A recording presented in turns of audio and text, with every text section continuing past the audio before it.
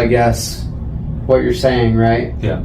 And we're preaching to ourselves too. It's like, 100%. you know, Yeah. it's not a knock on people, but It's easy to get in that rut, and I'm not just talking about money, but like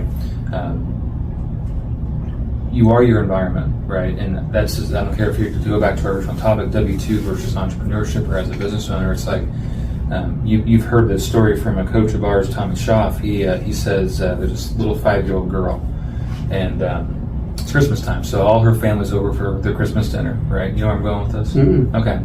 So she's really observant. She's 5 years old. She asks a ton of questions, and she's in the kitchen. She's watching her mom. She notices her mom cuts off the end of the ham before she puts it in the pan. Oh, yeah, I saw before this she one. puts it in the oven. Yeah.